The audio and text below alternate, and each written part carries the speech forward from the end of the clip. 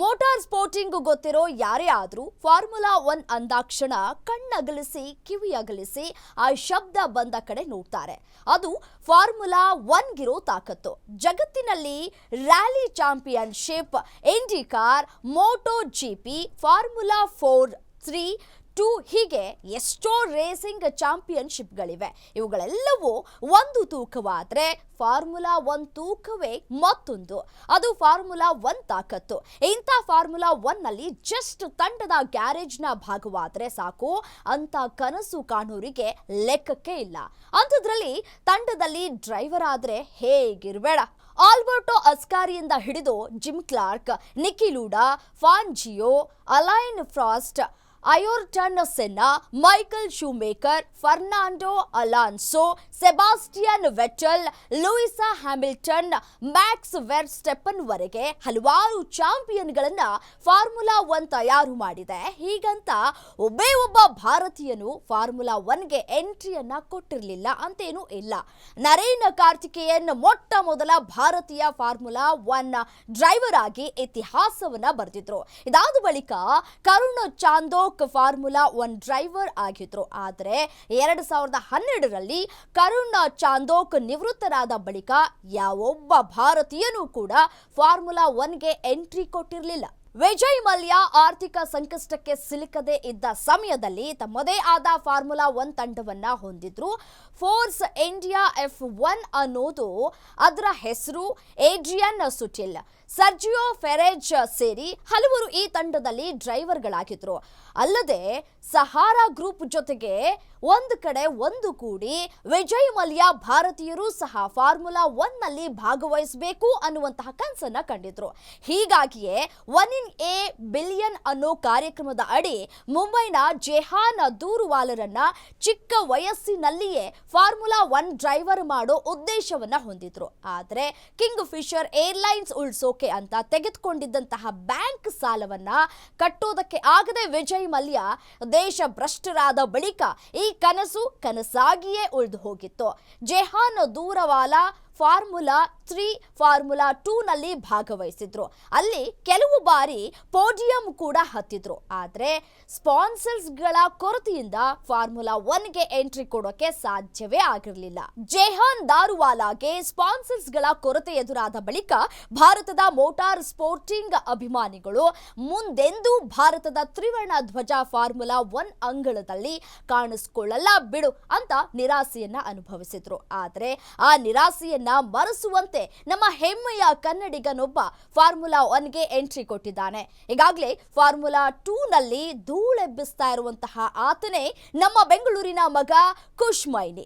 ಈತ Alpine BWT formula 1 ತಂಡದ ಪರೀಕ್ಷಾ ಮತ್ತು ರಿಸರ್ವ್ ಡ್ರೈವರ್ ಆಗಿ ನೇಮಕಗೊಂಡಿದ್ದಾನೆ.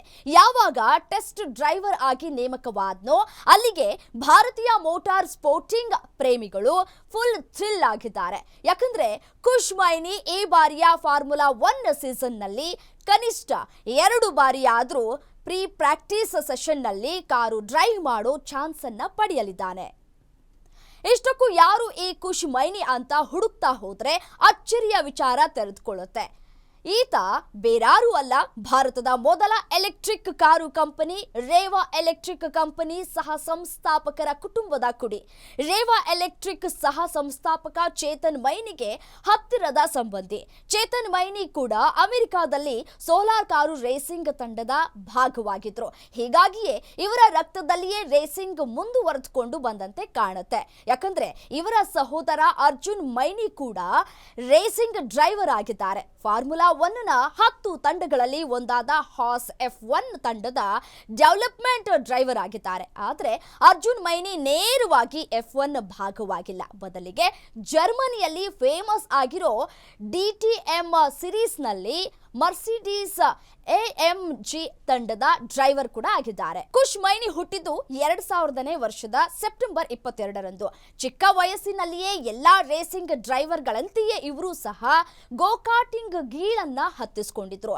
ಇವರ ಕೌಶಲ್ಯವನ್ನ ನೋಡಿ ಕುಟುಂಬಸ್ಥರು ಉತ್ತಮ ಬೆಂಬಲವನ್ನ ನೀಡಿದ್ರು. ಫಾರ್ಮುಲಾ 1 ರೇಸರ್ ಆಗಬೇಕು ಅಂತಂದ್ರೆ ಅವರಿಗೆ ಯುರೋಪಿಯನ್ ಕನೆಕ್ಷನ್ ಇರಲೇಬೇಕು.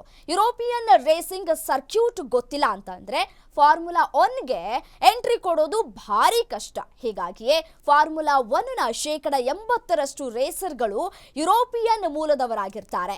ಇದೇ ಕಾರಣಕ್ಕೆ ಖುಷ್ಮೈನಿ ತಮ್ಮ 16ನೇ ವಯಸ್ಸಿನಲ್ಲಿ ಇಟಾಲಿಯನ್ ಫಾರ್ಮುಲಾ 4 ಚಾಂಪಿಯನ್ಶಿಪ್ನಲ್ಲಿ ಭಾಗವಹಿಸುವುದಕ್ಕೆ ಆರಂಭಿಸಿದ್ರು. BVM ತಂಡ ಸೇರಿದ್ದ ಖುಷ್ಮೈನಿ ಆರಂಭಿಕ 6 ರೇಸ್ಗಳಲ್ಲಿಯೂ ಅಂಕವನ್ನ ಗಳಿಸಿದ್ರು. ಆದರೆ ಸೀಸನ್ ಮಧ್ಯಭಾಗದಲ್ಲಿ ನಿರೀಕ್ಷಿತ ಯಶಸ್ಸನ್ನ ಕಾಣಲಿಲ್ಲ. 2017ರಲ್ಲಿ ಇಟಾಲಿಯನ್ ಫಾರ್ಮುಲಾ 4ನ ಮತ್ತೊಂದು ತಂಡವಾದ ಜೆನ್ಜೆರ್ ತಂಡ ಸೇರಿ ಉತ್ತಮ ಪ್ರದರ್ಶನ ತೋರಿದ್ರು. ಅದರಲ್ಲೂ ಮೋಟಾರ್ ಸ್ಪೋರ್ಟ್ಸ್ನ ಥಿಯೇಟರ್ ಆಫ್ ಡ್ರೀಮ್ಸ್ ಅಂತ ಕರೆಸಿಕೊಳ್ಳೋ ಇಮೋಲಾ ಮತ್ತು ಮೋನ್ಜಾದಲ್ಲಿ ಪೋಡಿಯಂ ಹತ್ತಿದ್ರು. ಹೀಗಾಗಿ 2017ರ ಡ್ರೈವರ್ಸ್ ಚಾಂಪಿಯನ್ಶಿಪ್ನಲ್ಲಿ 8ನೇ ಸ್ಥಾನ ಪಡೆದು ಮಿಂಚಿದ್ರು. ಸೆಕೆಂಡ್ ಸೀಸನ್ನಲ್ಲಿಯೇ ಇಂಥ ಸಾಧನೆ ಮಾಡೋದು ಸಾಮಾನ್ಯದ ಮಾತಲ್ಲ. 2018ರಿಂದ 2021ರವರೆಗೆ British formula 3, formula Renault Euro cup, formula 3 Asian ಚಾಂಪಿಯನ್ಶಿಪ್ಗಳಲ್ಲಿ ಭಾಗವಹಿಸಿದ್ರು. ಆದರೆ ಫಾರ್ಮುಲಾ 3ಗೆ ಸಿಕ್ಕ ಅದೊಂದು ಚಾನ್ಸ್ನಿಂದ ಅವರ ಕೆರಿಯರ್ಗೆ ತಿರುವು ಸಿಕ್ತು. 2022ರಲ್ಲಿ ಮೊದಲ ಬಾರಿಗೆ FIA ಫಾರ್ಮುಲಾ 3ನಲ್ಲಿ ಭಾಗವಹಿಸೋ ಅವಕಾಶ ಸಿಕ್ತು. MP ಮೋಟಾರ್ ಸ್ಪೋರ್ಟ್ಸ್ ತಂಡದ 3 ಡ್ರೈವರ್ಗಳಲ್ಲಿ ಒಬ್ಬರಾದರು. ಆ ಸೀಸನ್ನಲ್ಲಿ 31 ಅಂಕಗಳನ್ನು ಗಳಿಸಿ ಡ್ರೈವರ್ಸ್ ಚಾಂಪಿಯನ್ಶಿಪ್ನಲ್ಲಿ 14ನೇ ಸ್ಥಾನಕ್ಕೆ ತೃಪ್ತಿಯನ್ನ ಪಡೆದುಕೊಂಡ್ರು. 2023ರಲ್ಲಿ ಫಾರ್ಮುಲಾ 3ನಿಂದ ಫಾರ್ಮುಲಾ 2ಗೆ ಪ್ರಮೋಷನ್ ಗಿಟ್ಟಿಸಿಕೊಂಡ್ರು. ಕ್ಯಾಂಪೋಸ್ ರೇಸಿಂಗ್ ತಂಡದ ಭಾಗವಾಗಿದ್ದ ಖುಷ್ಮೈನಿ ಆ ವರ್ಷ ಡ್ರೈವರ್ಸ್ ಚಾಂಪಿಯನ್ಶಿಪ್ನಲ್ಲಿ 11ನೇ ಸ್ಥಾನವನ್ನ ಗಳಿಸಿದ್ರು. ಅಲ್ಲದೆ 62 ಅಂಕಗಳನ್ನ ಗಳಿಸೋ ಮೂಲಕ ಫಾರ್ಮುಲಾ 2ನಲ್ಲಿ ಈಗಾಗಲೇ ಹೆಸರು ಮಾಡಿದ್ದ ತಮ್ಮದೇ ದೇಶದ ಜೆಹಾನ್ ದೂರವಾಲಾಗಿಂತ ಹೆಚ್ಚಿನ ಅಂಕಗಳನ್ನ ಗಳಿಸಿದ್ರು. 2024ರಲ್ಲಿ ಇನ್ವಿಕ್ಟಾ ರೇಸಿಂಗ್ ತಂಡ ಫಾರ್ಮುಲಾ 2 ಚಾಂಪಿಯನ್ ಆಗೋದಕ್ಕೆ ಖುಷ್ಮೈನಿ ಗಣನೀಯ ಪಾತ್ರವನ್ನ ವಹಿಸಿದ್ರು. 2025ರ ಸೀಸನ್ನಲ್ಲಿ ಡ್ಯಾಮ್ಸ್ ಲುಕಾಸ್ ಆಯಿಲ್ ತಂಡ ಸೇರಿದ್ದಾರೆ. ಜೊತೆಗೆ ಆಲ್ಪಿನ್ ಫಾರ್ಮುಲಾ 1 ಟೀಮ್ನ ಟೆಸ್ಟ್ ಮತ್ತು ರಿಸರ್ವ್ ಡ್ರೈವರ್ ಆಗಿ ಫಾರ್ಮುಲಾ 1ಗೆ ಎಂಟ್ರಿ ಕೊಟ್ಟಿದ್ದಾರೆ. ಖುಷ್ಮೈನಿಗೆ ಫಾರ್ಮುಲಾ 1 ಮಾಜಿ ಚಾಂಪಿಯನ್ ಮೈಕಲ್ ಶೂ ಮೇಕರ್ನ ಕಟ್ಟ ಎದುರಾಳಿ ಮಿಕಾ ಹಕ್ಕೀನನ್ ಮಾರ್ಗದರ್ಶಕರಾಗಿದ್ದಾರೆ.